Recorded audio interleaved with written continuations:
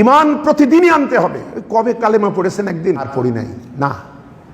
যে জামানায় আমি আপনি আসি, মুসলিমের 213 নম্বর হাদিস, এমন একটা সময় আসবে যে সকালে মোমেন, বিকালে বা সন্ধ্যায় হয়ে যাবে কাফের। বিকালে বা সন্ধ্যায় ইমানদার, সকালে আবার বেঈমান হয়ে যাবে। তাহলে ইমান যেন কাছে থাকতে চাচ্ছে না, যে কোনো মুহূর্তে পালাবে। সেজন্য আমাদের ইমান আনতে হবে বারে বারে। বন্ধুগণ, সূরা আনফাল এর 2য় আয়াতে আল্লাহ বলছেন, ইন্নামাল মুমিনুনা আল্লাযীনা ইযা যুকিরাল্লাহু ওয়াজিলাত কুলুবুহুম, যে ইমানদার তো তারা, মুমিন তো তারা, যাদের দিল আল্লাহর স্মরণে কেঁপে ওঠে, আর যাদের কাছে কোরআনে কারীম তেলাওয়াত হলে তাদের ইমান আরো বেড়ে যায়। বলেন সুবহানাল্লাহ। সুতরাং আমার স্মরণের মধ্যে আল্লাহ থাকবে, আমার তেলাওয়াতের ভিতরে কোরআন তেলাওয়াত থাকবে, আর বারে বারে আমার ইমান চার্জ দিতে হবে।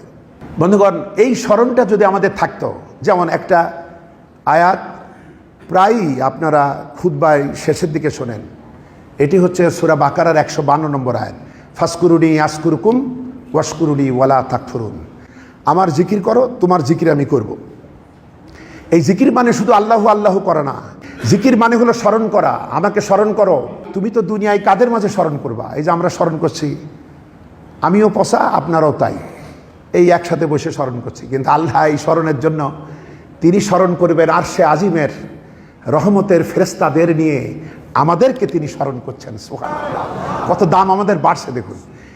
এই যে যারা চুরি ডাকাতি, এই যে দেশে দুর্বৃত্তায়ন যারা করলো বা করছে, একটু চিন্তা করেন তো, এই লোকগুলি যদি যখন কলমের খুসাই এই কোটি কোটি মিলিয়ন বিলিয়ন অর্থ যখন তারা আত্মসাৎ করবে, ওই সময় যদি তারা একটু স্মরণ করতে পারতো এইভাবে, সে ধরনের শিক্ষা যদি থাকতো যে আল্লাহর যদি তুই স্মরণ করিস, আমি তো স্মরণ করব, ওই এক আল্লাহর স্মরণই তার কলম থামায় দিত, কেউ না দেখুক।